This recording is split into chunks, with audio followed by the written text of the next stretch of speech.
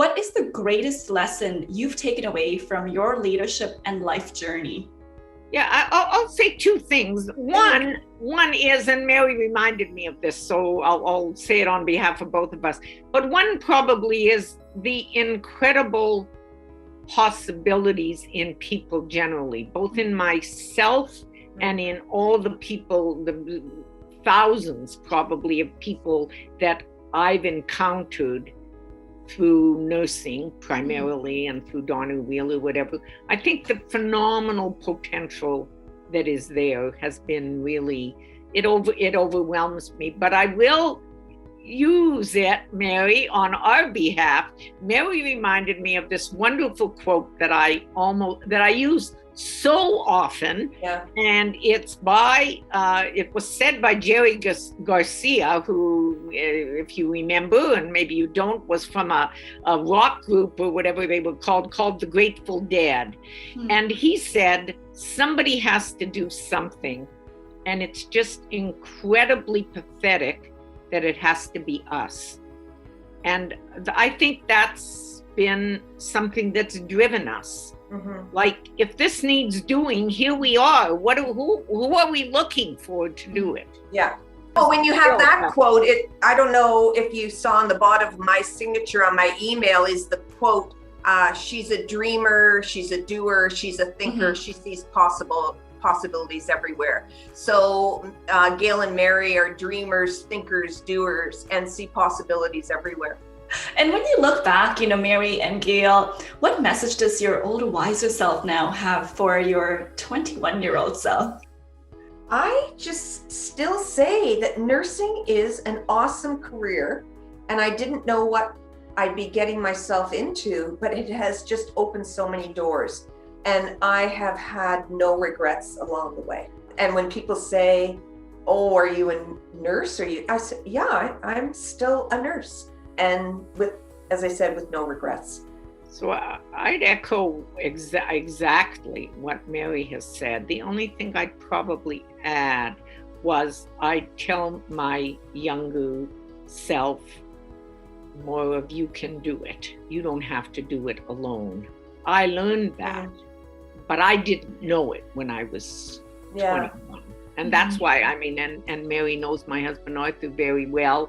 I often give him the credit because I think he even more, because I was young, he even more than my family would say, you can do it. I know it, should know it too. So I think I'd give myself that. And I like to hope I've given my own family that, and all the nurses that we work with. That to the message that just like we're here to help you, you probably have all kinds of other people who could help you if you ask them. And you can do it. And then I think be open, because who knows? If somebody had told me when I was 17 years old, when I went into the Winnipeg General Hospital School of Nursing, that this is what my career would have been like, I would have laughed hysterically. I would have said, don't be ridiculous. People like me, they get married, they work a little bit, they have babies, they stay home. I have not had one day of a life that looks like that, except that I got married and have 2 phenomenal children. But nothing like that. And that's what you have to grab onto. There's so much is going to happen that you have no control over. And most of it can be fantastic. You can grab onto it. Absolutely. It's so interesting, right? When you look at your life, it's like the people around you have such a huge influence. Unbelievable. Absolutely. And I think we've had an incredible influence on each other. We shouldn't underestimate that. Yeah. And what might be like the biggest risk you've ever taken? I know, Mary, you said you're a huge risk taker. If you had to think of the biggest risk ever, what would that be? I like a lot of outdoor activity. So it isn't so much a risk around my career or work. I think taking risks in activities, just as you asked that question, I think of a time, and I was talking about it, I went out and hiked the West Coast Trail. It was a week of rain. Everybody else had gone and it was sunny. And I remember getting off the boat to get to the path and thinking, oh my God, like I'm not going to be able to do this. I did it, and I did it. I was recently speaking to Shauna Fenwick, a colleague who was on that trip, and said to her, I would never have made it. You were like my guardian angel, just encouraging me, you can do it. So I think the risks I've taken is more on the personal life and the adventures, or, another time, doing down the Spanish River with rapids. And I always think, oh my God, what am I doing? Like, how did I get here? And in the end saying, oh, I'm so glad I did it. I'm an adventurer. Yeah. Mm-hmm. Have you jumped out of a plane yet? No, I haven't. Yeah. I'm not much of a physical risk taker. Mary will tell you that, but I did go hang gliding, and I was very impressed with myself for doing that. Yeah. No, I'm thinking about it, and I wouldn't say my life has been about risk particularly, but it has been about challenge, and maybe that's, I don't think of it as much capital R risk, but I would say that almost every actual job I've taken has been before it would look like I was actually ready to take the job. I would say from the time I was in Philadelphia and walked into and have wanted very badly to be a mental health nurse, walked into this very well-known psychiatric hospital. In those days, you just walked in and, they said, can you start tomorrow? Do you have a uniform or whatever? And I felt that was a risk because I was coming, having had no experience, being newly graduated in a big city where everybody had a university degree and I did not. And I want to work here. That was a big risk that I might have said, well, you should do something, get more training before you go there.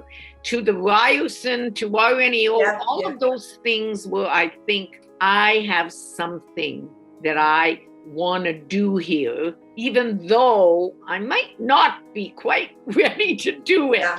And I think I like that. But I don't really think in terms of risk. I just think in terms of you want to do something meaningful in this world. Yeah. Meaningful. And, sometimes it means step out of your comfort zone. I'm so glad you did that because it speaks a lot. Sometimes I think about the imposter syndrome. And as women, we're more prone to that. Yeah. The only time I ever had the imposter syndrome, and I've learned that it's very common, was after I got my PhD, you have recurring dreams. I've now discovered this is common, where someone comes and figures out that you really don't know anything and you couldn't really, and the work you did was somehow not, you don't understand it, you couldn't do it, someone's going to come and take this away from you. I've since learned that it's a very common dream because there are some very unpleasant things in that kind of education that could be changed, but anyway. And we're here, let's do something that's meaningful for ourselves, and let's leave behind something. And I don't mean your name and a big legacy, but whatever it is, some nurse happy somewhere in the work that he or she has chosen, I'm happy. They don't have to give me the credit for it. I'm just happy that they feel better about what they're doing. How would you both like to be remembered? That's interesting. I guess what we are doing is we are providing a legacy. Like our work will live beyond us. It's embedded in different institutions now. It's something easily accessible to people. So I think that to me is a great legacy, is that we're gone, but people will still have some idea of what we were able to provide. I think a legacy, I think also even before like the Nurse Innovator Award, all that, the money raised, that's a legacy.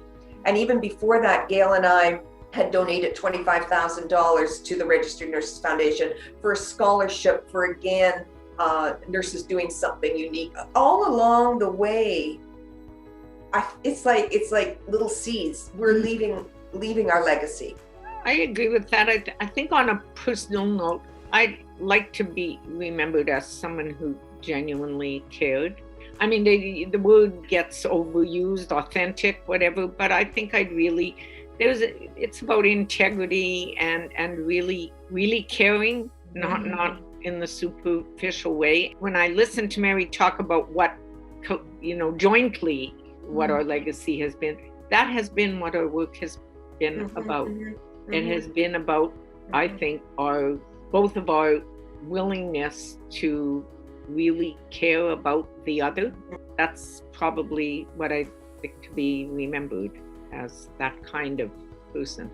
And Gail and I chat about this a lot. I don't think we acknowledge how much we have an impact on other people, other nurses' lives.